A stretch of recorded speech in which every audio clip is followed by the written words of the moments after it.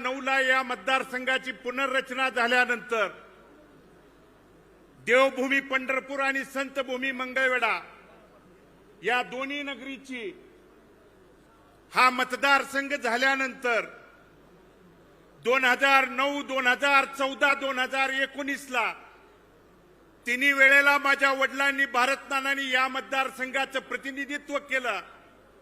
या भागातल्या शेतकऱ्यांच्या, सर्वसामान्यांच्या, बहुजन समाजाच्या अडचणी, प्रश्न, समस्या त्या पवित्र विधान भवनामध्ये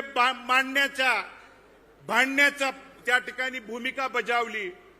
परंतु 2020ला कोरोनाच्या त्या कठीण काळात त्या प्रसंगी दुःखद निधन झाल्यानंतर त्या अडचणीच्या, संकटाच्या प्रसंगी ज्यावेळी मतदारसंघावरती प्रतिकूल परिस्थिती, अडचणीची परिस्थिती, माझ्या कुटुंबावरती संकटाची, अडचणीची परिस्थिती त्या दरम्यान आली। मग झालेली पोटनिवडणूक असेल, त्यानंतर साहेब 2024ला झालेली निवडणूक असेल, पोटनिवडणुकीला साहेब 3700 मतांनी मला पराभवाला त्या ठिकाणी सामोरं जावं लागलं। पराभवाला सामोरं जावं लागल्यानंतर राज्यातल्या प्रत्येक नेते मंडळींच्याकडे या मतदारसंघातल्या, तालुक्यातला प्रत्येक प्रश्न पोटतिडकीनं मांडण्याचा, त्या ठिकाणी घेऊन जाण्याची भूमिका मी मांडत होतो, भांडत होतो, बोलत होतो। परंतु तालुक्यात बऱ्याच लोकांनी सांगितलं भालके संपलेत, भालकेचं काय आहे। पण 2024ला देखील साहेब निवडणूक लढवत असताना या भालकेचं काय आहे म्हणून त्या ठिकाणी सांगितलं। पण त्या प्रतिकूल परिस्थितीत साहेब डोक्यावरती कुणाचा देखील हात नसताना ती निवडणूक लढवली। आणि इथल्या मायबाप जनतेने, कारण माझ्या वडिलांच्या जाण्यानंतर माझ्या वडिलांनी जर माझ्या पाठीमागे काय सोडलं असेल, कारण वडील मुलासाठी इस्टेट प्रॉपर्टी संपत्ती सोडतो, माझ्यासाठी जी इस्टेट प्रॉपर्टी धन संपत्ती आहे ती माझी मायबाप जनता ही माझी इस्टेट प्रॉपर्टी धन संपत्ती आहे। साहेब मला 1,16,717 मतदार बंधू भगिनींनी आशीर्वाद देऊन पाठबळ देण्याची भूमिका त्या दरम्यान बजावली। 8,400 मतांनी त्या ठिकाणी पराभव स्वीकारावा लागला। पण पराभवानं खचून न जाता लढणं त्या ठिकाणी काळाची गरज आहे। लढणं, कारण साहेब मी आपली भाषणं नेहमी त्या ठिकाणी ऐकत आलेलो आहे। रणांगणातनं त्या ठिकाणी पळ कधीच काढायचा नसतो, रणांगणातनं पळायचं नाही तर प्रत्येक रणांगणातनं पळवायचं काम त्या ठिकाणी करायची भूमिका, पार पाडायची असते भूमिका। आणि म्हणून साहेब 4 महिन्यापूर्वी नगरपालिकेच्या निवडणुकीच्या निमित्तानं, कारण आपल्याला साहेब भेटायला येत असताना ज्या अनाथांच्या नाथ म्हणून ज्या महाराष्ट्रात आपण त्या ठिकाणी साहेब प्रसिद्ध आहे, गोरगरिबांना मदतीचा हात देणं, कार्यकर्त्यांना ताकद देणं, बळ देणं, कारण या पंढरपूरकरांनी नाही तर संपूर्ण महाराष्ट्राने साहेब बघितलंय। आज आपण मुख्यमंत्री असताना साहेब पंढरपूरकरच नाही तर संपूर्ण महाराष्ट्र बघत होता। आषाढी वारीला साहेब इतिहासात अनेक मुख्यमंत्री साहेब आले, पण आपण एकमेव असे मुख्यमंत्री आहात की आषाढी वारीच्या नियोजनासाठी अगोदर 2-2 दिवस त्या ठिकाणी, मग वाकरीपासून तो मंदिर परिसराचा प्रत्येक भाग ना भाग फिरून, मग पाण्याची परिस्थिती त्या ठिकाणी वारकऱ्यांना आहे का, पिण्याच्या पाण्याची सोय आहे का, त्याला सावली आहे का, त्याला कुठली गैरसोय आहे का, मुतारीची सोय आहे का, ही प्रत्येक गोष्ट बघणारा मुख्यमंत्री पंढरपूरकरांनी आणि महाराष्ट्राने, उभ्या महाराष्ट्राने साहेब पहिल्यांदा पंढरपूरच्या इतिहासामध्ये त्या ठिकाणी बघितला। आणि ती भूमिका पंढरपूरकरांनी त्या ठिकाणी अनुभवली आहे, बघितली आहे। आणि म्हणून 4 महिन्यापूर्वी साहेब निवडणुकीला सामोरं जात असताना ही आपली त्या ठिकाणी परवानगी घेऊन आपण सांगितलं, जा लढ, तुझ्या पाठीमागे मी खंबीरपणे उभा आहे म्हणून सांगितल्यानंतर मी इथल्या सगळ्या सहकार्यांना, कार्यकर्त्यांना सांगितलं होतं की आपण त्या ठिकाणी सक्षमतेने ही नगरपालिकेची निवडणूक लढवायची।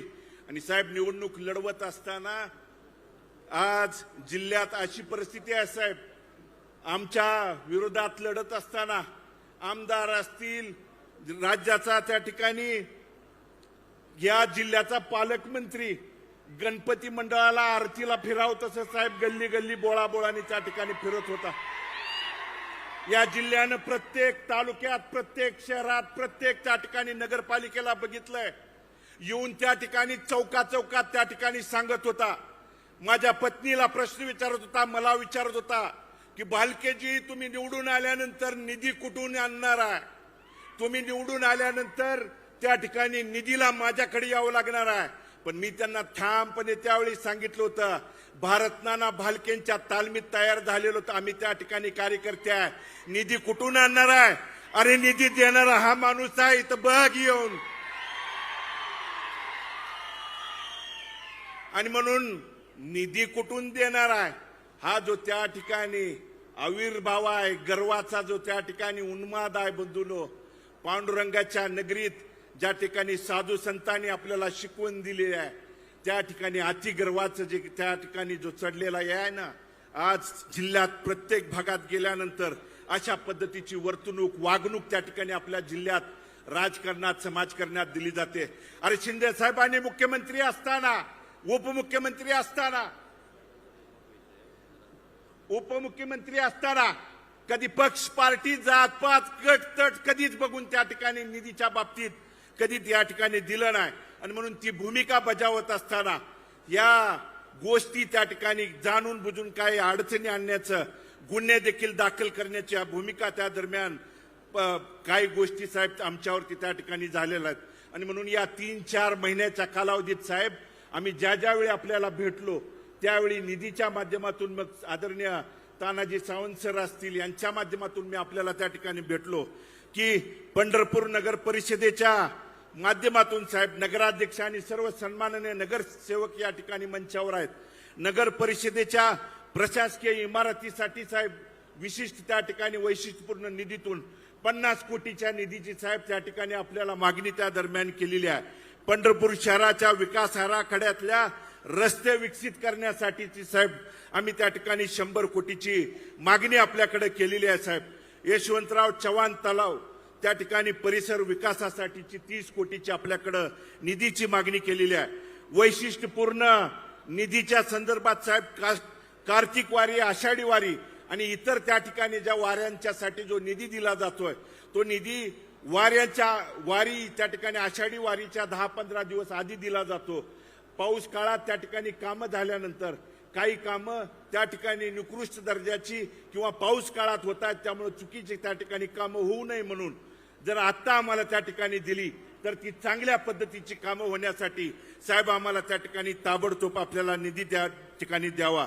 GFRP जे शॉकप्रूफ पोल साहेब आम्ही त्या ठिकाणी आपल्याकडे मागणी केली की जेणेकरून शॉकप्रूफ पोल जे विजेचे त्या ठिकाणी शॉक लागून इथं जवळजवळ 25-30 लाख आषाढी त्या ठिकाणी जी यात्रा आषाढीच्या वेळी भरते त्यावेळी कुणालाही इथल्या वारकरी येणाऱ्या महाराष्ट्रातल्या येणाऱ्या वारकऱ्यांना शॉक लागणं, त्या ठिकाणी दुर्घटना होऊ नये म्हणून त्या दरम्यानची त्या निधीची त्या ठिकाणी मागणी केलेली आहे.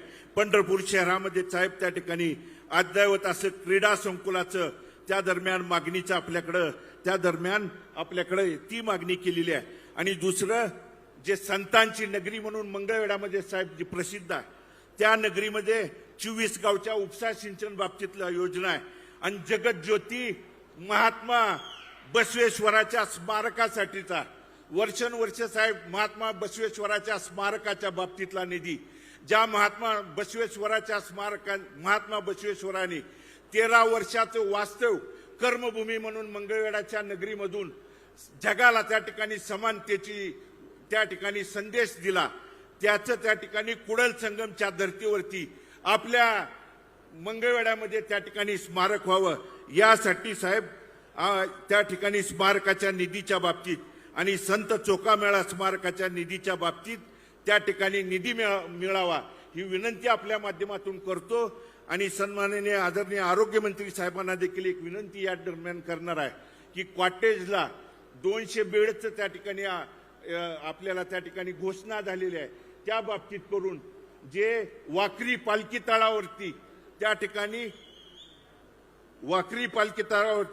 ते ट्रामा केअर सेंटर साहेब आपण आषाढीच्या वेळी त्या ठिकाणी येऊन पाहणी करून देखील त्या ठिकाणी गेला होता, ते देखील करावं ही मागणीच या दरम्यान करतो. एवढंच विनंती या निमित्तानं करतो.